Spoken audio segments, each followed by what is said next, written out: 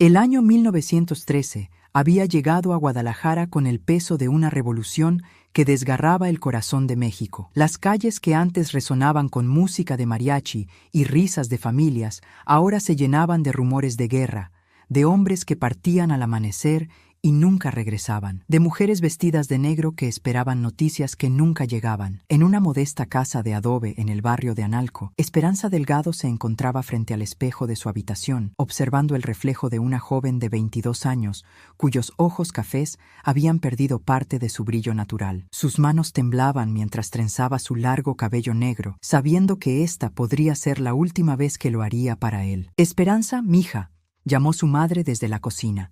«Miguel ya está aquí». El corazón de Esperanza se detuvo por un momento. Miguel Herrera, el hombre que había amado desde que tenían 15 años, había venido a despedirse. Al día siguiente partiría con el ejército revolucionario de Venustiano Carranza, llevando consigo las esperanzas de libertad de todo un pueblo, pero dejando atrás el corazón roto de la mujer que lo amaba más que a su propia vida. Bajó las escaleras con cuidado, cada paso resonando como un martillo en su pecho. Miguel la esperaba en la sala pequeña pero acogedora, vestido ya con el uniforme gris de soldado que lo transformaba de su Miguel, el carpintero que hacía los muebles más hermosos de la ciudad, en un extraño que pertenecía ahora a la guerra. «Miguel», murmuró, y todas las palabras que había ensayado se desvanecieron. Él se volvió hacia ella, y Esperanza vio en sus ojos verdes la misma mezcla de amor y terror que sentía en su propio corazón. Se veía mayor que sus 25 años, como si el peso de lo que estaba por venir ya hubiera comenzado a marcarlo. «Esperanza», dijo con esa voz grave que siempre la había tranquilizado,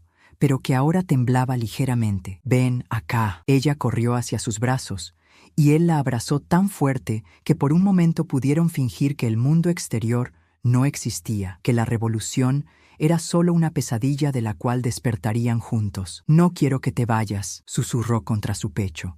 «Yo tampoco quiero irme», admitió él, acariciando su cabello. «Pero ¿sabes por qué tengo que hacerlo?». Era cierto. Miguel había visto demasiadas injusticias, demasiadas familias destruidas por la pobreza y la opresión. Cuando los revolucionarios llegaron a Guadalajara buscando hombres valientes que lucharan por un México libre, él no había podido quedarse callado. «Prometiste que solo sería por unos meses», le recordó Esperanza, levantando la vista hacia él. «Y mantengo esa promesa. Estaré de vuelta antes de que termine el año. Para Navidad estaremos casados. ¿Como planeamos?».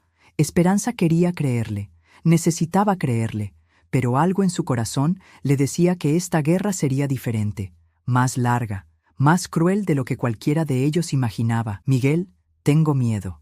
«Yo también», admitió él, una confesión que nunca había hecho antes, «pero no de morir. Tengo miedo de no volver a verte, de no poder cumplir todas las promesas que te he hecho». Se sentaron en el viejo sofá donde habían pasado tantas tardes de domingo, donde él le había pedido matrimonio 6 meses atrás, donde habían soñado con el futuro que construirían juntos. «Esperanza», dijo Miguel, tomando sus manos entre las suyas, «quiero que me prometas algo, lo que sea. Si algo me pasa, no digas eso. Si algo me pasa», insistió con firmeza, «quiero que sigas viviendo, quiero que seas feliz, quiero que encuentres a alguien que te ame como yo te amo». Esperanza se puso de pie bruscamente, las lágrimas corriendo por sus mejillas. «¿Cómo puedes pedirme eso? ¿Cómo puedes hablar de que encuentre a alguien más?». Miguel se levantó también y la tomó del rostro con sus manos ásperas de carpintero. «Porque te amo tanto que no puedo soportar la idea de que desperdicies tu vida esperando a un fantasma. Tú no vas a convertirte en un fantasma.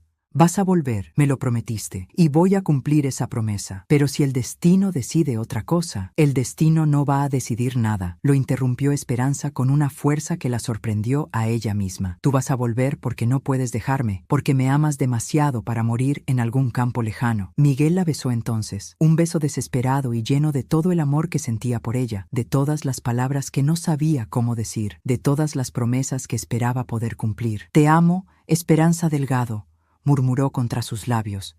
«Te amo más que a mi vida, más que a mi libertad, más que a cualquier causa por la que pueda luchar». «Entonces vuelve a mí», susurró ella. «Pase lo que pase, encuentra la manera de volver a mí». Pasaron esa última noche juntos, en el pequeño jardín detrás de la casa, bajo las estrellas que habían sido testigos de su amor desde el principio. Miguel había traído su guitarra, y cantó para ella todas las canciones que habían sido importantes en su historia: La Llorona, Cielito Lindo y finalmente Las Mañanitas, porque dijo que quería que recordara que cada amanecer era una promesa de esperanza. Cuando regrese, le dijo mientras las primeras luces del alba comenzaban a aparecer en el horizonte: vamos a construir la casa más bonita de Guadalajara, con un jardín lleno de rosas, como siempre has querido. ¿Y cuántos hijos vamos a tener en esa casa?, preguntó Esperanza, tratando de mantener el tono ligero a pesar de las lágrimas. Todos los que quieras, pero espero que al menos uno tenga tus ojos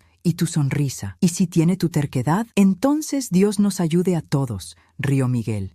Y por un momento fueron solo dos jóvenes enamorados planeando su futuro, no un soldado y la mujer que dejaba atrás. Cuando llegó la hora de partir, Miguel se quitó la camisa de algodón blanco que llevaba debajo del uniforme. Era su favorita, la que Esperanza le había regalado para su cumpleaños el año anterior, bordada con sus propias manos con pequeñas flores azules alrededor del cuello. Quiero que te quedes con esto, dijo tendiéndosela. ¿Por qué? Porque huele a mí, a nosotros, a todos los momentos felices que hemos vivido. Cuando me extrañes demasiado, póntela y será como si te estuviera abrazando. Esperanza tomó la camisa y la presionó contra su rostro. Efectivamente, olía a Miguel, a madera de pino, a jabón de lavanda y a esa esencia indefinible que era únicamente suya. Te prometo que la cuidaré hasta que regreses a reclamarla, dijo solemnemente. Y yo prometo volver a reclamarla. El momento final llegó demasiado pronto. Miguel tenía que reunirse con su batallón en la plaza principal al amanecer. Se abrazaron una última vez, memorizando la sensación de estar en los brazos del otro, guardando ese momento como un tesoro que los sostendría durante los meses de separación. Esperanza, dijo Miguel, separándose ligeramente para mirarla a los ojos. Sin importar lo que pase, sin importar lo que escuches, recuerda que te amo. Recuerda que cada latido de mi corazón es tuyo. Y recuerda tú que te estaré esperando cada día, cada noche, hasta que vuelvas a casa. Lo vio alejarse por la calle empedrada, su figura volviéndose más pequeña con cada paso. Cuando finalmente desapareció en la esquina, Esperanza se quedó parada en la puerta de su casa, abrazando la camisa de Miguel contra su pecho, sintiendo como si una parte de su alma hubiera partido con él. No sabía que sería la última vez que lo vería con vida. No sabía que esa camisa se convertiría en su posesión más preciada, en su consuelo en las noches más oscuras, en el último pedazo tangible del hombre que había prometido amarla para siempre. No sabía que la guerra que había comenzado como una promesa de libertad se convertiría en un monstruo que devoraría a toda una generación de hombres jóvenes, incluyendo al suyo. Pero en ese momento, mientras el sol se alzaba sobre Guadalajara y las campanas de la catedral tocaban las 6 de la mañana, Esperanza Delgado solo sabía una cosa: su amor por Miguel Herrera era más fuerte que cualquier guerra, más permanente que cualquier muerte, y más poderoso que cualquier destino que tratara de separarlos. Era una certeza que la sostendría durante los años oscuros que estaban por venir, y que, sin que ella lo supiera, también sostendría a Miguel durante los horrores que estaba a punto de enfrentar en los campos de batalla de una revolución que cambiaría México para siempre. Suscríbete al canal si esta historia está llegando directo a tu corazón y déjanos un comentario contándonos desde qué país nos estás escuchando. Tu apoyo nos inspira a seguir compartiendo estas historias que tocan el alma. No te pierdas lo que viene en el próximo capítulo. Capítulo 2. El silencio de la guerra. Los primeros meses después de la partida de Miguel pasaron como una eternidad suspendida entre la esperanza y el terror. Esperanza había establecido una rutina que la mantenía cuerda. Cada mañana se levantaba antes del amanecer, preparaba el desayuno para su familia, ayudaba en la tienda de telas de su padre, y por las tardes se sentaba junto a la ventana de su habitación, bordando y esperando noticias que nunca llegaban con la frecuencia que su corazón necesitaba. La primera carta de Miguel llegó 6 semanas después de su partida, traída por un soldado herido que había regresado a Guadalajara para recuperarse. El papel estaba manchado y arrugado, escrito a toda prisa, con una letra que apenas reconocía como la de Miguel, pero cada palabra era un bálsamo para su alma hambrienta de noticias. Mi querida Esperanza, estamos cerca de Zacatecas. La lucha ha sido dura, pero estoy bien. Pienso en ti cada momento. especialmente cuando veo el amanecer. Recuerdo cómo se veía la luz en tu cabello esa última mañana. Te amo más de lo que las palabras pueden expresar. Cuida a tu familia y cuídate tú también. Pronto estaré en casa. Con todo mi amor. Miguel. Esperanza leyó esa carta tantas veces que las palabras se borraron en algunos lugares, pero cada línea estaba grabada en su memoria. La guardó en una pequeña caja de madera junto a la camisa de Miguel, que había comenzado a usar cada noche para dormir. El algodón suave ya no olía tan fuertemente a él, pero cuando se envolvía en esa camisa, podía fingir por un momento que él estaba ahí, abrazándola en la oscuridad. La segunda carta llegó 3 meses después, más corta y escrita con una letra aún más temblorosa. Esperanza, hemos perdido muchos hombres buenos. No puedo escribir mucho, pero necesitaba que supieras que sigo vivo y que te amo. La guerra es más terrible de lo que imaginé, pero la idea de volver a ti me mantiene fuerte. Miguel. Después de esa carta, el silencio se volvió ensordecedor. Esperanza pasaba las tardes en la plaza principal con otras mujeres que también esperaban noticias de sus hombres. Era un grupo silencioso y melancólico, unidas por una ansiedad compartida que no necesitaba palabras. Se sentaban a coser o tejer, pero sus ojos siempre estaban puestos en cada jinete que aparecía en el horizonte, en cada soldado que regresaba herido o con noticias. ¿Sabían algo de los hombres de Guadalajara que fueron con Carranza?, preguntaba Esperanza cada vez que llegaba alguien nuevo. Las respuestas siempre eran vagas, contradictorias o simplemente desalentadoras. La guerra se había extendido por todo México como una plaga, y era imposible rastrear el destino de hombres individuales en el caos de batallas que se libraban en frentes que cambiaban constantemente. Doña Carmen, su madre, veía cómo su hija se consumía lentamente en la espera. Esperanza había perdido peso, sus ojos habían adquirido una expresión vacía y pasaba demasiadas horas abrazada a esa camisa blanca que se había vuelto su única conexión con Miguel. «Mija», le decía suavemente, «necesitas comer algo más que tortillas y café». «No tengo hambre, mamá». «Miguel no querría verte así, querría que fueras fuerte». «Soy fuerte», insistía Esperanza, aunque ambas sabían que se sostenía por pura fuerza de voluntad. El 6º mes trajo consigo el primer invierno sin Miguel. Esperanza había estado contando los días, esperando que cumpliera su promesa de estar de vuelta para Navidad. Cuando llegó diciembre sin noticias, algo se rompió dentro de ella, aunque no lo admitiera ni siquiera a sí misma. Fue una tarde de enero de 1914 cuando todo cambió para siempre. Esperanza estaba en la tienda de su padre, organizando rollos de tela de algodón, cuando vio llegar a la plaza a un grupo de soldados federales. No era inusual, los militares pasaban por Guadalajara con frecuencia, pero algo en la manera en que se movían, en la solemnidad de sus rostros, le causó una sensación de pánico inmediato. «Papá», murmuró, «¿puedo ir a casa? No me siento bien». Don Esteban Delgado miró a su hija y vio la palidez en su rostro. «Por supuesto, mija, yo termino aquí». Esperanza caminó hacia su casa con pasos cada vez más rápidos, como si pudiera huir de la premonición que se apoderaba de ella. Pero cuando llegó a su calle, vio que los soldados estaban parados frente a su puerta, hablando con su madre. El mundo se detuvo, sus piernas se negaron a moverse, pero su corazón latía tan fuerte que estaba segura de que se escuchaba por toda la calle. Desde la distancia, vio cómo su madre se llevaba las manos al rostro, cómo se tambaleaba como si hubiera recibido un golpe físico. «No», susurró Esperanza. «No, no, no», comenzó a correr. Cuando llegó a la puerta de su casa, el oficial a cargo, un hombre mayor con cicatrices de batalla en el rostro, se volvió hacia ella con una expresión de compasión que la aterrorizó más que cualquier palabra. «¿Es usted Esperanza Delgado?», preguntó con voz grave. «Sí», logró murmurar. «Señorita, vengo con noticias sobre Miguel Herrera». El mundo comenzó a girar a su alrededor. «¿Está herido? ¿Dónde está? ¿Cuándo puede venir a casa?». El oficial intercambió una mirada con su madre antes de responder. «Señorita, lamento informarle que el soldado Miguel Herrera murió en combate durante la batalla de Ojinaga, el 11 de enero. Luchó valientemente por la causa de la libertad». Las palabras llegaron a ella como si vinieran de muy lejos, como si alguien más las estuviera escuchando. Por un momento, no pudo procesarlas. «No», dijo simplemente. «Eso no es cierto». «Lo siento mucho, señorita.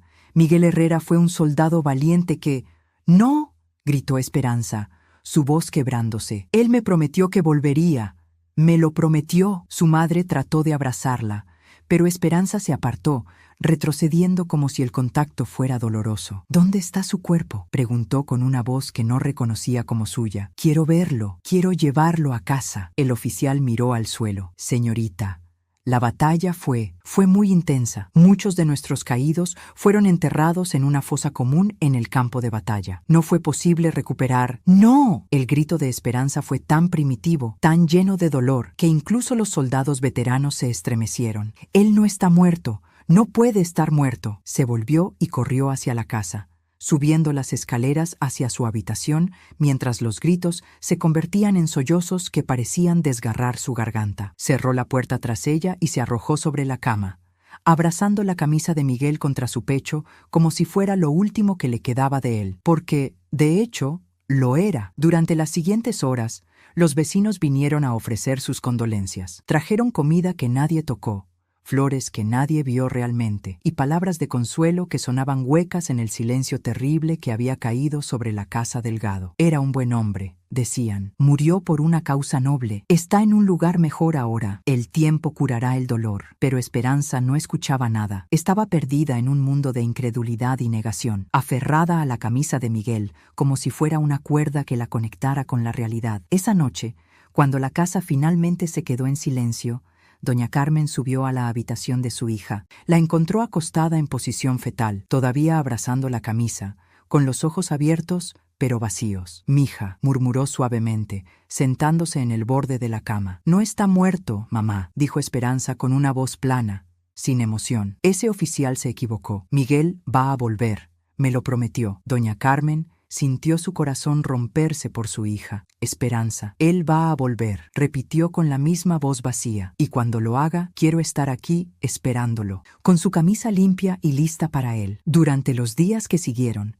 Esperanza se sumió en una rutina que preocupaba profundamente a su familia. Se levantaba cada mañana, se vestía cuidadosamente, arreglaba la casa como si esperara visitas importantes, y luego se sentaba junto a la ventana, esperando. Por las noches, se ponía la camisa de Miguel para dormir, susurrándole palabras de amor como si él pudiera escucharla. El algodón blanco se había vuelto suave por el uso constante, y el bordado azul que ella misma había hecho comenzaba a deshilacharse en algunos lugares, pero para Esperanza era el objeto más precioso del mundo. «Huele diferente», le dijo una noche a su madre, presionando la tela contra su rostro. «Ya no huele a él, pero si cierro los ojos y me concentro mucho, todavía puedo recordar cómo era». Era entonces cuando doña Carmen sabía que su hija estaba verdaderamente perdida en su dolor. El padre Miguel Santos, el párroco local, vino a visitarla una semana después del anuncio oficial de la muerte. «Esperanza, hija mía», dijo con gentileza, «sé que esto es difícil, pero debes encontrar manera de seguir adelante. Miguel está con Dios ahora, y Él querría que vivieras». «Miguel no está con Dios», respondió Esperanza con esa misma voz plana que tanto asustaba a su familia. «Miguel está luchando en la guerra.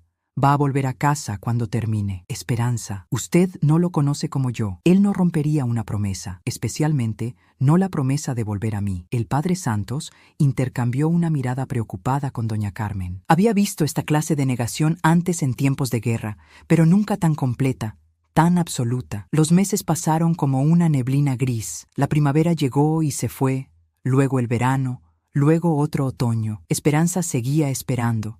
Seguía durmiendo con la camisa de Miguel, seguía hablando de él en presente como si fuera a caminar por la puerta en cualquier momento. Su familia había dejado de tratar de convencerla de la realidad. El dolor de verla así era demasiado grande, y habían aprendido que cualquier mención de la muerte de Miguel solo la hacía encerrarse más en su mundo de negación. Pero por las noches, cuando creía que nadie la escuchaba, doña Carmen oía los sollozos que salían de la habitación de su hija, sollozos que parecían venir desde lo más profundo de su alma, como si una parte esencial de Esperanza hubiera muerto junto con Miguel en ese campo de batalla lejano. La camisa blanca con bordados azules se había convertido en algo más que una prenda de vestir. Era un talismán, un símbolo de fe, la única cosa tangible que conectaba a Esperanza con el hombre que había prometido amarla para siempre. Y cada noche, mientras se envolvía en esa tela que ya no conservaba ni el más mínimo rastro del aroma de Miguel, Esperanza susurraba la misma oración desesperada: «Vuelve a mí, mi amor. Sin importar cuánto tiempo tome,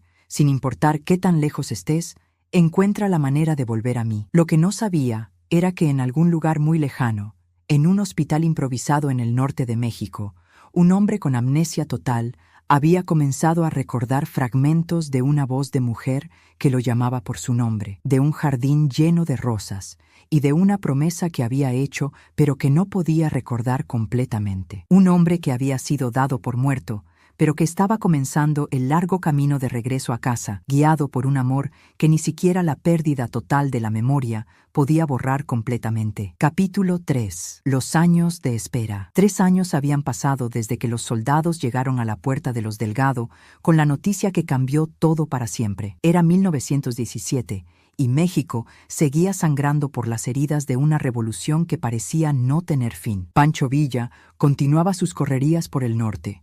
Emiliano Zapata luchaba en el sur y en medio de todo ese caos, la vida ordinaria trataba de continuar con una normalidad forzada. En Guadalajara, la guerra se sentía como un eco distante la mayoría de los días, pero sus efectos estaban en todas partes, en las viudas vestidas de negro que llenaban las iglesias, en los niños que preguntaban por padres que nunca volverían, en los negocios que cerraban porque ya no había hombres para trabajar. Y en una casa de adobe en el barrio de Analco, una mujer de 25 años había convertido la espera en una religión. Esperanza Delgado, porque había rechazado tomar el apellido de Miguel sin una ceremonia de matrimonio, aunque en su corazón se consideraba su esposa, había desarrollado una rutina que seguía con la precisión de un ritual sagrado. Cada mañana se levantaba antes del amanecer, doblaba cuidadosamente la camisa de Miguel que había usado para dormir y la colocaba sobre la almohada del lado de la cama que había mantenido vacío todos estos años. Luego se vestía,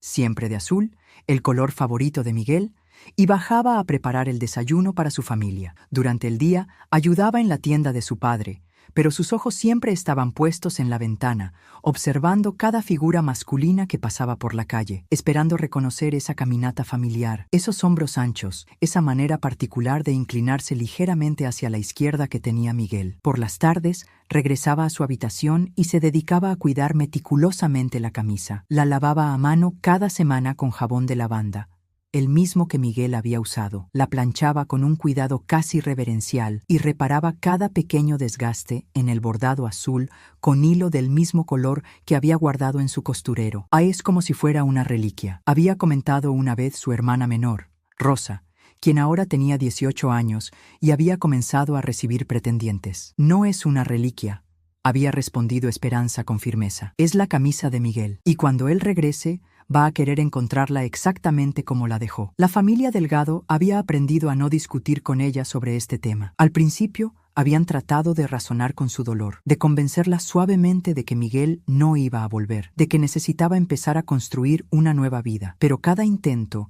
había resultado en episodios de llanto tan devastadores que habían decidido que era mejor dejarla vivir en su mundo de esperanza imposible. Don Esteban había rechazado discretamente varias propuestas de matrimonio que habían llegado para Esperanza. Hombres buenos, viudos de la guerra que buscaban una esposa madura y responsable, que entendían que el amor no siempre era posible, pero que el compañerismo y la estabilidad sí lo eran. Mi hija ya está comprometida, les decía siempre con dignidad, aunque el peso de esas palabras se hacía más pesado cada año que pasaba. Doña Carmen veía a su hija consumirse lentamente y no sabía qué hacer. Esperanza había perdido tanto peso que sus vestidos le quedaban holgados, y tenía unas ojeras permanentes que ninguna cantidad de sueño parecía poder borrar. Pero lo que más le dolía era ver cómo su hija mayor se había convertido en un fantasma de sí misma, viviendo en un presente eterno que no avanzaba hacia ningún futuro. «Come algo más, mija»,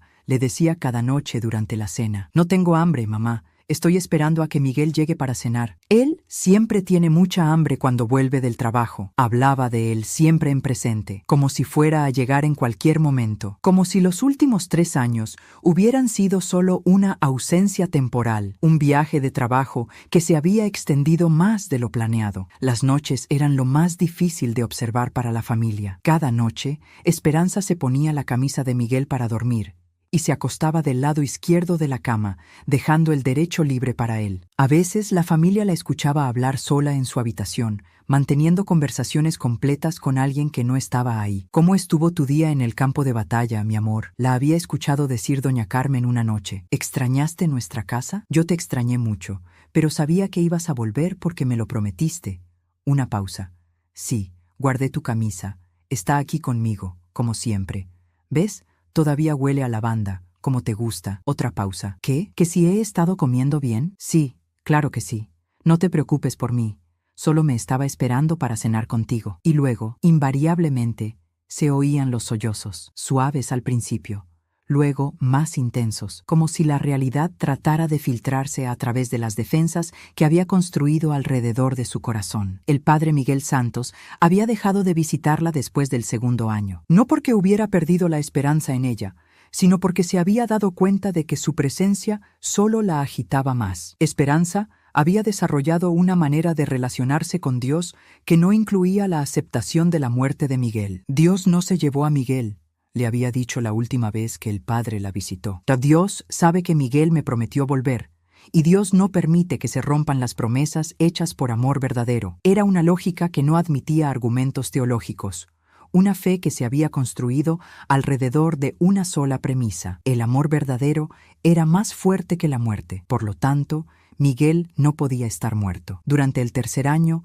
algo cambió en la rutina de Esperanza. Comenzó a escribir cartas. Cada semana se sentaba en su pequeño escritorio y escribía una carta dirigida a Miguel Herrera, soldado del Ejército Revolucionario. Las cartas eran largas, detalladas, llenas de todas las cosas que había hecho durante la semana, de los cambios en la ciudad, de los planes que estaba haciendo para cuando él regresara. «Mi querido Miguel, esta semana tu madre vino a visitarnos. Sigue preocupada por ti, pero le dije que no se inquietara porque tú siempre cumples tus promesas. Planté rosas nuevas en el jardín, las rojas que tanto te gustan. Espero que cuando vuelvas hayan crecido lo suficiente para que podamos hacer el ramo para nuestra boda. La tienda de tu padre está funcionando bien. Don Alberto preguntó si querías volver a trabajar con él cuando termines de luchar. Le dije que por supuesto que sí, porque sé que extrañas trabajar con la madera. Tu camisa está perfecta. La lavé ayer y bordé una pequeña rosa en el puño izquierdo, donde se había deshilachado un poco. Queda muy bonita. Creo que te va a gustar. Te extraño más cada día, pero sé que estás bien porque puedo sentirte en mi corazón. Cuando te duele algo a ti, a mí también me duele. Y últimamente me he sentido muy fuerte, así que sé que tú también estás fuerte. Regresa pronto, mi amor. Te estoy esperando. Con todo mi amor, tu Esperanza. Guardaba estas cartas en la misma caja de madera donde tenía las dos que Miguel le había enviado desde la guerra. La caja se había llenado considerablemente, pero para Esperanza era la prueba tangible de que su relación con Miguel continuaba, de que el amor no había terminado, solo porque él no estuviera físicamente presente. Los vecinos habían comenzado a hablar, por supuesto. Guadalajara era una ciudad donde todos se conocían, y la historia de la novia que se negaba a aceptar que su prometido había muerto se había convertido en una especie de leyenda local. Algunos la veían con lástima. Pobre Esperanza Delgado. Se volvió loca de dolor. Otros la admiraban en secreto. ¡Qué amor tan puro! Ojalá alguien me amara así. Y algunos la criticaban duramente. Es una vergüenza para su familia. Ya debería haberse casado y tenido hijos. Está desperdiciando su vida por un muerto. Pero Esperanza había desarrollado una sordera selectiva para las opiniones ajenas. Su mundo se había reducido a su familia, su casa, la tienda de su padre y la camisa de Miguel. Todo lo demás era ruido innecesario. Fue durante el cuarto año cuando ocurrió el incidente que casi la quebró completamente. Rosa, su hermana menor, se había comprometido con un joven comerciante llamado Tomás Mendoza. Era un buen hombre, trabajador y gentil, que había cortejado a Rosa con paciencia y respeto. La boda se planeó para octubre, y toda la familia estaba emocionada por tener finalmente algo alegre que celebrar. Pero cuando doña Carmen le pidió a Esperanza que fuera la madrina de la boda, ella se negó rotundamente. «No puedo ser madrina de una boda cuando la mía propia está pendiente», explicó con esa lógica que había desarrollado y que no admitía contradicciones. «Esperanza», le dijo Rosa con lágrimas en los ojos, «tú eres mi hermana mayor, necesito que estés ahí conmigo». «Y estaré ahí», prometió Esperanza, «pero como invitada, no como madrina. Cuando Miguel regrese y nos casemos, tú serás mi madrina, ¿de acuerdo?» Rosa había aceptado, Pero el incidente había abierto una grieta en la paciencia de la familia que había estado creciendo durante años. Esa noche, después de la boda de Rosa, doña Carmen subió a la habitación de Esperanza y la encontró, como siempre, acostada en su lado de la cama, abrazando la camisa de Miguel. «Mija», dijo suavemente, sentándose en la orilla de la cama. «Necesitamos hablar». «¿Sobre qué, mamá?» «Sobre Miguel». Esperanza se tensó inmediatamente. «¿Qué pasa con él?» «Esperanza, han pasado 4 años». «Lo sé. Él está tardando más de lo que pensaba». «Pero han pasado 4 años», repitió doña Carmen con firmeza. 4 años desde que nos dijeron que había muerto. Ellos se equivocaron. Y si no se equivocaron, el silencio que siguió fue tan pesado que parecía tener peso físico. «Se equivocaron», murmuró finalmente Esperanza, pero su voz sonaba menos segura que antes. «Esperanza, mírame». Lentamente, Esperanza se volvió hacia su madre. «Si Miguel estuviera vivo, ¿no crees que habría encontrado una manera de hacértelo saber? ¿No crees que habría enviado, aunque fuera una palabra, un mensaje, algo para decirte que estaba bien?» Por primera vez en 4 años, Esperanza no tuvo una respuesta inmediata. Algo se movió en sus ojos, algo parecido a la duda. Él debe estar herido», dijo finalmente. «Debe haber perdido la memoria, o estar en un hospital muy lejano. ¿O qué, mija? O tal vez…» Esperanza se detuvo, incapaz de terminar la frase que había estado enterrando en lo más profundo de su mente durante 4 años. «¿O tal vez qué?». Las lágrimas comenzaron a correr por las mejillas de Esperanza. Las primeras lágrimas honestas que había derramado desde el día que recibió la noticia. «O tal vez sí está muerto», susurró, y las palabras salieron de ella como si le hubieran arrancado un pedazo del alma. Doña Carmen la abrazó mientras Esperanza se desmoronaba completamente, sollozando como no había sollozado en todos esos años de espera silenciosa. «Mi niña», murmuró doña Carmen, «mi pobre niña». «Pero mamá», gimió Esperanza entre sollozos, «si él está muerto, ¿qué voy a hacer? ¿Cómo voy a vivir sin él? Esta camisa es lo único que me queda. Es lo único que prueba que lo que tuvimos fue real. Lo que tuvieron fue real, mija, y siempre será real. Pero tú también eres real. Y tienes que encontrar una manera de seguir viviendo». Esperanza se aferró a la camisa de Miguel como si fuera una cuerda de salvamento. «No sé cómo», admitió. «No sé cómo vivir en un mundo donde él no existe». Esa noche marcó un punto de inflexión. Por primera vez en 4 años, Esperanza había admitido la posibilidad de que Miguel estuviera realmente muerto. No era aceptación completa. Eso llegaría mucho después, pero era el primer paso hacia la realidad. Sin embargo, al día siguiente, cuando despertó abrazada a la camisa de Miguel, la duda de la noche anterior se desvaneció como un sueño. Se levantó, dobló la camisa cuidadosamente y reanudó su rutina de espera como si la conversación con su madre nunca hubiera ocurrido, porque la Esperanza, se dio cuenta, era tanto una bendición como una maldición. Era lo único que la mantenía cuerda, pero también lo único que la mantenía prisionera de un pasado que tal vez necesitaba dejar ir. Lo que no sabía era que en un pequeño pueblo minero, a varios días de viaje de Guadalajara, un hombre con cicatrices en la cara y lagunas en la memoria había comenzado a recordar el nombre de una mujer, el aroma de la lavanda y la sensación de algodón suave bordado con flores azules. Un hombre que había pasado 4 años tratando de reconstruir una identidad perdida y que finalmente había recordado la promesa más importante de su vida: volver a casa con la mujer que lo amaba más que a su propia vida. Capítulo 4. El regreso del soldado perdido. Miguel Herrera abrió los ojos al sonido familiar del canto de los gallos, un sonido que había echado de menos durante los 4 años más largos de su vida. Estaba acostado en el catre de una pequeña habitación en el pueblo minero de Real de 14, San Luis Potosí, a varios días de viaje de Guadalajara. Era el 15 de marzo de 1918, y después de años de lucha interna, finalmente había tomado la decisión más importante de su vida: volver a casa. Se sentó lentamente en el borde de la cama, sus músculos protestando como lo hacían cada mañana desde que la metralla de una granada había destrozado su pierna izquierda en la batalla de Ojinaga, la misma batalla donde oficialmente había muerto, según los reportes que habían llegado a Guadalajara. Se pasó la mano por la cara, sintiendo las cicatrices que se extendían desde la sien izquierda hasta la mandíbula. Recuerdos permanentes del día que había cambiado todo. El día que había perdido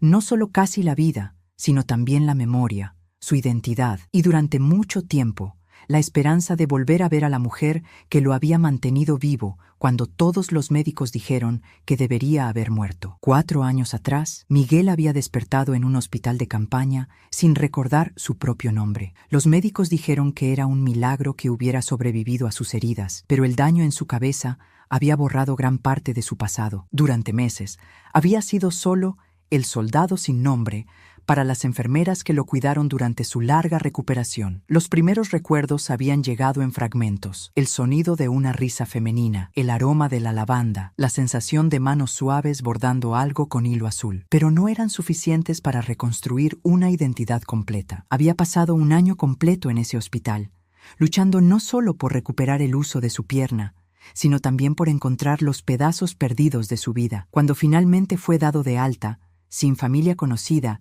y sin lugar al cual ir, se había quedado en Real de 14, trabajando en las minas de plata para sobrevivir. Fue durante el segundo año cuando comenzó a tener sueños más claros. Sueños de una mujer de cabello negro y ojos cafés que lo llamaba Miguel. Sueños de una casa de adobe con un jardín lleno de rosas.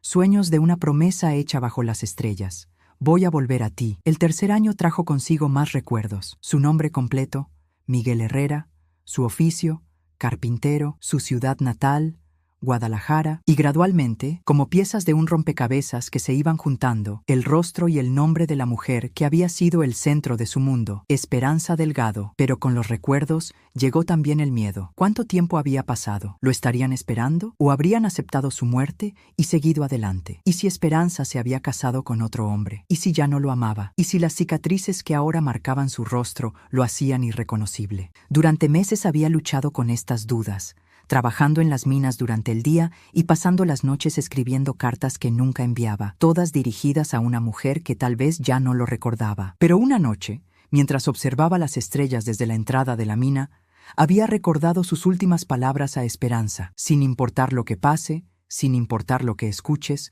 recuerda que te amo. Si esperaba que ella recordara esas palabras, él también tenía que recordar su promesa de volver. Ahora, después de 4 años, 2 meses y 11 días desde que había partido de Guadalajara, Miguel estaba finalmente listo para enfrentar lo que pudiera encontrar en casa. Se vistió lentamente, poniéndose la ropa simple que había conseguido: pantalones de mezclilla gastados, una camisa café de algodón y las botas de trabajo que había usado en las minas. No se parecía en nada al joven carpintero que había partido a la guerra. Estaba más delgado, más marcado por la vida, con canas prematuras en el cabello negro y líneas alrededor de los ojos que hablaban de dolor y pérdida. Pero sus ojos verdes seguían siendo los mismos, y cuando sonreía, algo que había comenzado a hacer de nuevo solo recientemente. Todavía se podía ver al hombre que había amado a Esperanza Delgado con todo su corazón. Tomó su pequeña bolsa de viaje que contenía todas sus posesiones terrenales, algo de ropa,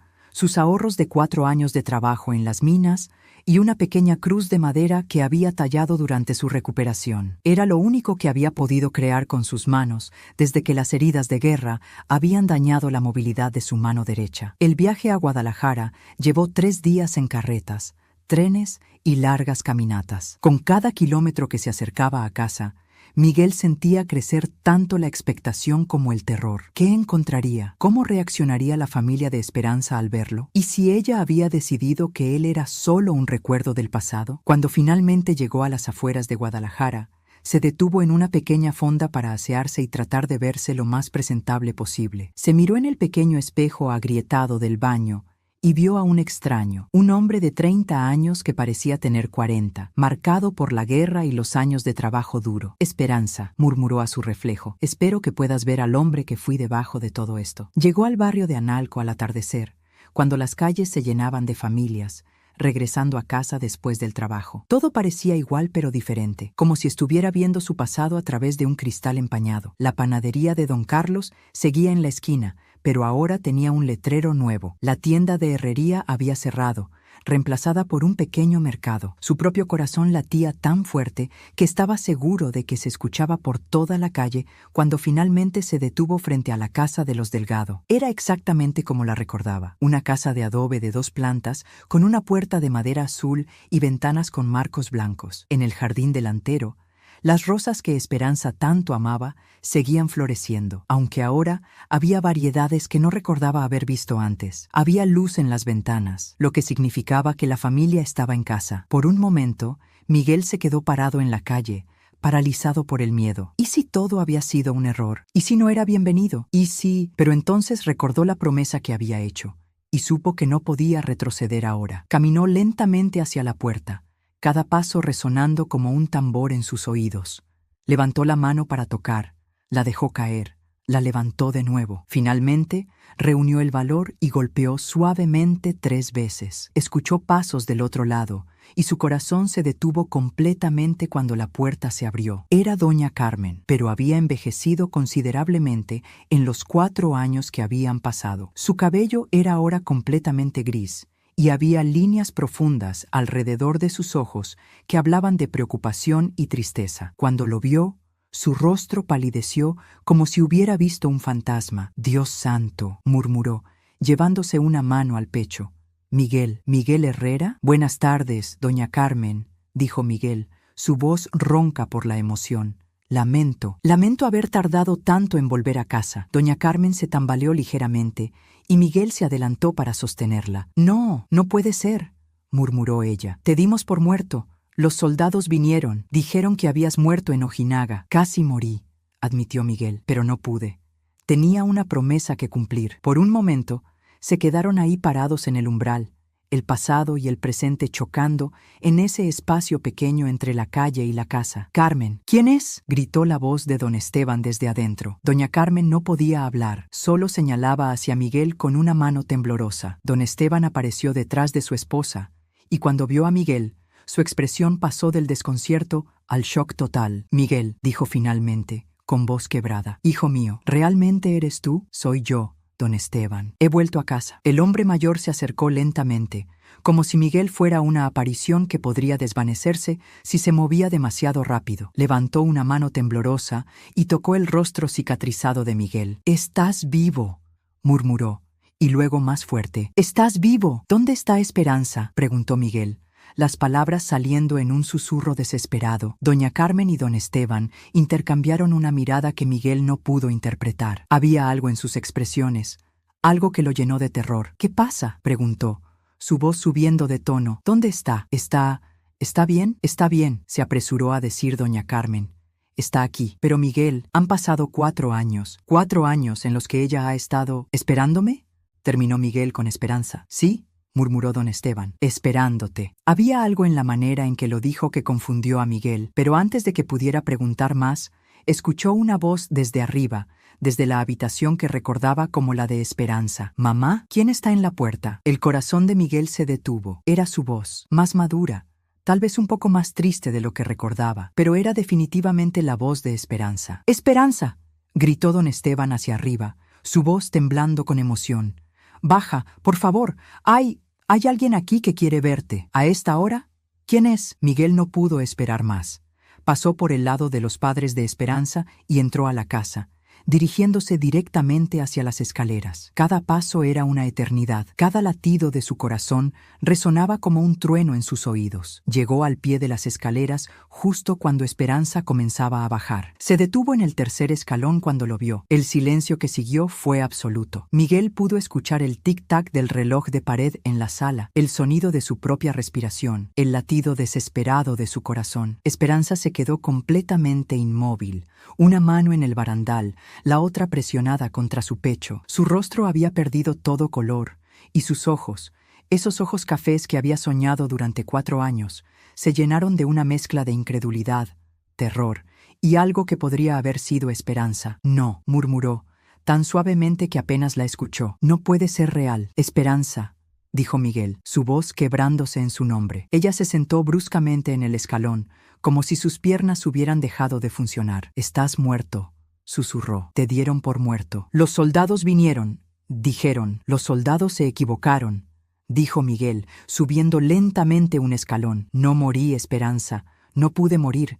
Tenía que volver a ti». Esperanza lo miró como si fuera una aparición, estudiando cada línea nueva en su rostro, cada cicatriz, cada cambio que los años habían traído. «Tienes cicatrices», murmuró. «Muchas».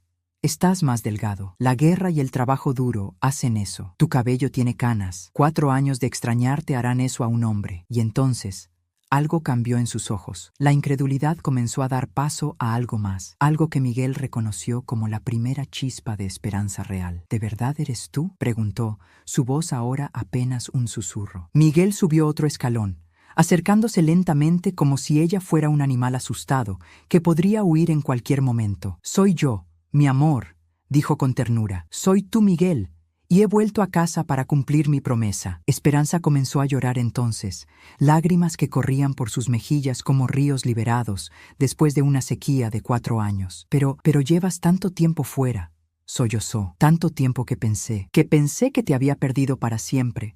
Nunca me perdiste, dijo Miguel, ahora a solo un escalón de distancia. Y yo nunca te perdí a ti. Cada día, cada noche de estos 4 años he estado tratando de volver a casa contigo. Esperanza se puso de pie lentamente, sus ojos nunca dejando el rostro de él. Levantó una mano temblorosa hacia su mejilla, deteniéndose a centímetros de tocarlo. «¿Puedo?», murmuró. «Por favor», susurró Miguel. Cuando sus dedos finalmente tocaron su rostro, ambos se estremecieron como si hubieran recibido una descarga eléctrica. Esperanza trazó las cicatrices con una gentileza que partió el corazón de Miguel, como si estuviera memorizando cada marca que la guerra había dejado en él. «¿Estás aquí?», murmuró, todavía tocando su rostro. «Realmente estás aquí». «Estoy aquí», confirmó Miguel, «y nunca me voy a volver a ir». Pero entonces algo cambió en la expresión de Esperanza. Sus ojos se llenaron de una nueva clase de pánico. «La camisa», murmuró de repente. «¿Qué? Tu camisa, la que me diste antes de irte. Tengo que...». Se volvió hacia su habitación, moviéndose con una urgencia que confundió a Miguel. «Esperanza, ¿qué pasa?». «Tengo que buscar tu camisa. La he estado cuidando, esperando a que regresaras a reclamarla. Pero no sé si está lo suficientemente limpia, o si el bordado sigue bien, o si...». Miguel la siguió hacia su habitación, y lo que vio ahí lo dejó sin aliento. La habitación estaba exactamente como la recordaba.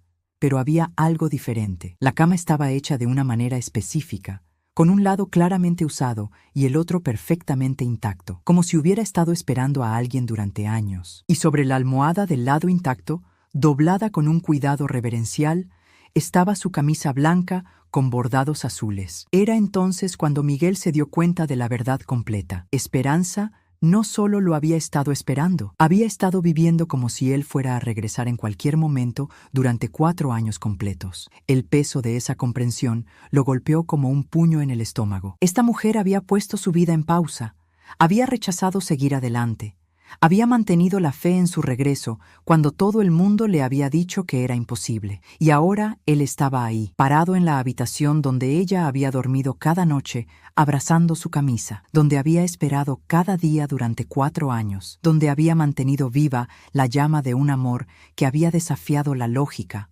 la razón y la realidad misma. «Esperanza», murmuró, su voz quebrada por la emoción. «¿Qué has hecho?». Ella se volvió hacia él, sosteniendo la camisa contra su pecho, las lágrimas corriendo libremente por su rostro. «Te esperé», dijo simplemente, «como prometí que lo haría. Te esperé, Miguel». Y en ese momento, en esa habitación llena de 4 años de esperanza desesperada y amor inquebrantable, Miguel Herrera se dio cuenta de que había vuelto a casa no solo con una mujer que lo amaba, sino con una mujer que había definido su existencia entera alrededor de ese amor. El verdadero reencuentro apenas estaba comenzando. Capítulo 5. El amor que venció a la muerte. El silencio en la habitación era tan denso que parecía tener peso propio. Miguel y Esperanza se miraban como si estuvieran viendo apariciones, como si ninguno de los dos pudiera creer completamente que el otro estuviera realmente ahí. Esperanza seguía abrazando la camisa contra su pecho, sus nudillos blancos por la fuerza con que la sostenía. Miguel podía ver el bordado azul que ella había hecho tantos años atrás, ahora ligeramente deshilachado,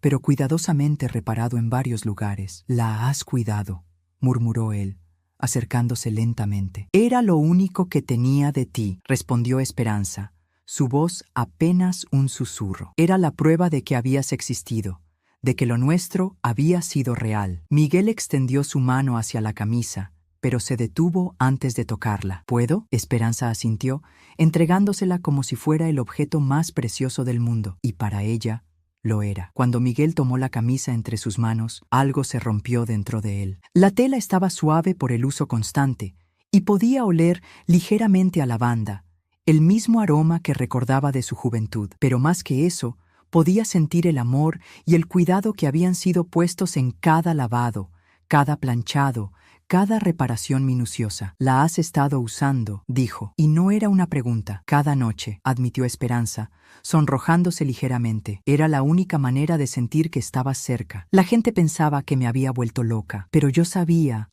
que volverías a reclamarla. Miguel se sentó lentamente en el borde de la cama, la camisa aún en sus manos. «Esperanza, ¿qué has hecho durante estos 4 años?» Y entonces, entre lágrimas y palabras entrecortadas, Esperanza le contó todo. Le habló de los primeros días de negación, de las noches llorando abrazada a su camisa, de las cartas que había escrito pero nunca enviado, de cómo había rechazado a todos los pretendientes que habían llegado, de cómo había mantenido su lado de la cama vacío esperando su regreso. «No podía seguir adelante», explicó, sentándose junto a él. «Todo el mundo me decía que tenía que aceptar que habías muerto, que tenía que rehacer mi vida, pero yo sabía que si lo hacía, si me rendía, entonces realmente te habría perdido para siempre». Miguel escuchó cada palabra, sintiéndose abrumado por la magnitud del sacrificio que ella había hecho. Esta mujer había puesto su vida entera en pausa por él. Había rechazado la felicidad, el amor, la familia, todo porque creía en una promesa que él había hecho bajo las estrellas. «Esperanza»,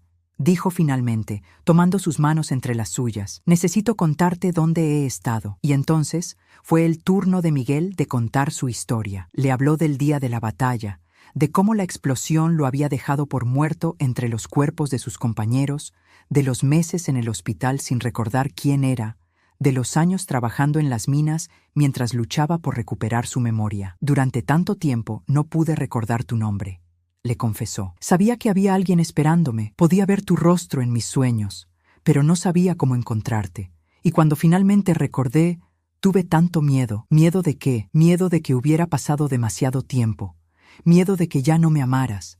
Miedo de que estas cicatrices me hubieran convertido en un extraño para ti». Esperanza levantó su mano hacia el rostro de Miguel, trazando las líneas que la metralla había dejado. «Estas cicatrices son la prueba de que luchaste por volver a mí», dijo suavemente. «Son hermosas porque significan que estás vivo». Miguel cerró los ojos bajo su toque, sintiendo una paz que no había experimentado en años. «Te amo, Esperanza Delgado», murmuró. «Te amo más ahora que cuando me fui, porque ahora sé lo que es perderte». «Y yo te amo, Miguel Herrera», respondió ella. «Te amo más ahora porque ahora sé lo que es la fe verdadera». Se besaron entonces, lentamente, saboreando el momento que habían soñado durante 4 años interminables. No era el beso de los jóvenes que habían sido, sino el beso de 2 personas que habían sido probadas por el fuego y habían salido más fuertes. Cuando se separaron, Miguel levantó la camisa blanca. «¿Me ayudas a ponérmela?», preguntó. Con manos temblorosas pero llenas de alegría, Esperanza ayudó a Miguel a quitarse la camisa gastada que llevaba y a ponerse la que había guardado para él durante todos esos años. Le quedaba un poco holgada, había perdido peso durante su recuperación, pero era perfecta en todos los sentidos que importaban. «Ahora ya no tienes que dormir sola», dijo Miguel, tomándola en sus brazos. «Y tú ya no tienes que preguntarte si hay alguien esperándote en casa», respondió Esperanza, acurrucándose contra su pecho. Por primera vez en 4 años, se acostaron juntos en esa cama donde Esperanza había mantenido un espacio vacío para él. Miguel del lado derecho, Esperanza del izquierdo, exactamente como había sido en su último día juntos. «¿Miguel?», murmuró Esperanza en la oscuridad. «Sí, nunca más te vayas, nunca más», prometió él. «Esta vez es para siempre». A la mañana siguiente, la noticia del regreso de Miguel se extendió por todo el barrio de Analco como fuego en hierba seca. Los vecinos comenzaron a llegar desde temprano, algunos para verificar que era cierto, otros para ofrecer felicitaciones y muchos simplemente para presenciar lo que ya se estaba convirtiendo en leyenda. Doña Remedios, la vecina más curiosa del barrio, fue una de las primeras en llegar. «Miguel Herrera», dijo, mirándolo de arriba abajo como si fuera una aparición. «Todos pensábamos que estabas muerto». «Yo también lo pensé durante un tiempo», respondió Miguel con una sonrisa. «Pero resulta que era más difícil de matar de lo que creía». «Y Esperanza», continuó doña Remedios, volviéndose hacia ella. Todos pensábamos que te habías vuelto loca esperando a un muerto. Tal vez estaba un poco loca, admitió Esperanza, tomando la mano de Miguel, pero era la clase de locura que valía la pena. Durante los días que siguieron, Miguel y Esperanza trabajaron juntos para reconstruir no solo su relación, sino sus vidas. Miguel había perdido su taller de carpintería durante su ausencia, pero don Alberto, su antiguo jefe, estaba ansioso por tenerlo de vuelta. Tus manos todavía recuerdan, le dijo don Alberto después de ver a Miguel trabajar en su primera pieza desde su regreso. Tal vez no sean tan firmes como antes, pero el talento sigue ahí. Miguel había desarrollado un temblor leve en su mano derecha como resultado de sus heridas, pero había aprendido a compensarlo. Sus piezas tomaban más tiempo ahora, pero tenían una profundidad y una belleza que no habían tenido antes, como si el sufrimiento hubiera añadido una nueva dimensión a su arte. Esperanza había cambiado también. La mujer que había estado esperando durante 4 años era más fuerte, más determinada, menos dispuesta a tomar las cosas por sentado, pero también era más cuidadosa con la felicidad, como si tuviera miedo de que pudiera desaparecer si no la vigilaba constantemente. A veces me despierto en la noche y tengo que tocarte para asegurarme de que estás realmente aquí, le confesó una noche. Y a veces yo me despierto y tengo que verte dormir para creer que no es solo otro sueño, respondió Miguel. La boda se realizó 6 meses después del regreso de Miguel, exactamente 5 años después de la fecha original que habían planeado. Fue una ceremonia pequeña pero perfecta, con toda la familia y los amigos que habían sido testigos de su historia de amor y separación. Esperanza llevó un vestido blanco sencillo que había cosido ella misma durante las largas noches de espera, y Miguel llevó su mejor traje, aunque las cicatrices en su rostro todavía eran visibles para todos. ¿Aceptas a Miguel Herrera como tu esposo?, preguntó el padre Miguel Santos, en la salud y en la enfermedad, en la riqueza y en la pobreza, hasta que la muerte los separe. Ya probé que ni siquiera la muerte puede separarnos, respondió Esperanza, mirando directamente a los ojos de Miguel. Acepto. Cuando el padre preguntó lo mismo a Miguel, él respondió, acepto, con todo mi corazón, mi alma y todo lo que soy, y prometo que nunca más tendré que volver a ella, porque nunca más me iré. Su primer hogar como esposos fue pequeño, pero lo construyeron juntos con las manos de Miguel y los sueños de Esperanza. Tenía un jardín lleno de rosas, como habían planeado, y un taller donde Miguel podía trabajar la madera mientras Esperanza cosía junto a la ventana. La camisa blanca con bordados azules fue cuidadosamente guardada en un baúl especial, junto con las cartas que Miguel había enviado desde la guerra y las que Esperanza había escrito durante su ausencia. No era solo ropa, era un símbolo de la fe que había mantenido vivo su amor durante los años más oscuros. Epílogo. 10 años después, en 1928, Miguel y Esperanza Herrera celebraron su 10º aniversario de boda y el 14º aniversario del regreso de Miguel de la guerra. Su casa ahora resonaba con las voces de 3 niños: Carmen, de 8 años, llamada así por la abuela que había mantenido la esperanza viva; Esteban, de 6 años, por el abuelo que había defendido el derecho de su hija a esperar; y el pequeño Miguel, de 3 años, que tenía los ojos verdes de su padre y la determinación de su madre. Una tarde, mientras los niños jugaban en el jardín de rosas que había crecido hasta convertirse en el más hermoso del barrio, Carmen encontró el baúl especial en el armario de sus padres. «Mamá», preguntó, «¿qué es esta camisa tan bonita?». Esperanza, ahora una mujer de 35 años con algunas canas en el cabello, pero con los mismos ojos brillantes, se arrodilló junto a su hija. «Es la camisa de tu papá», explicó suavemente, «la que me dio antes de irse a la guerra, la que me ayudó a recordar que el amor verdadero nunca muere. ¿Puedo tocarla?». «Por supuesto». Carmen tocó el bordado azul con la misma reverencia que había visto en su madre tantas veces. «¿Por qué la guardas aquí?». «Porque nos recuerda que no importa lo difíciles que se pongan las cosas, no importa cuánto tiempo tengamos que esperar, el amor verdadero siempre encuentra una manera de volver a casa». Miguel apareció en la puerta del dormitorio, ahora con más canas, pero con la misma sonrisa que había enamorado a Esperanza desde el principio. Sus manos todavía temblaban ligeramente, pero había aprendido a usar esa imperfección para crear piezas de arte aún más hermosas. «¿Le estás contando a Carmen nuestra historia?», preguntó. «Solo la parte de la camisa», respondió Esperanza, levantándose para besarlo. «Esa es la mejor parte», dijo Miguel, abrazando a su esposa mientras su hija observaba la prenda que había sido testigo de la historia de amor más extraordinaria que conocería en su vida. Esa noche, después de acostar a los niños, Miguel y Esperanza se sentaron en su jardín bajo las mismas estrellas que habían sido testigos de su primera promesa de amor. ¿Alguna vez te arrepientes?, preguntó Miguel, ¿de haber esperado tanto tiempo? ¿De haber rechazado la oportunidad de ser feliz con alguien más? Esperanza tomó su mano, sintiendo las cicatrices que la guerra había dejado, pero también la fuerza que había regresado con el tiempo. Miguel Herrera dijo con la misma determinación que había mostrado durante los 4 años de espera: yo ya era feliz. Desde el momento en que me enamoré de ti, ya tenía toda la felicidad que necesitaba. Solo tenía que esperar a que volvieras a reclamarla. ¿Y si nunca hubiera vuelto? Pero volviste.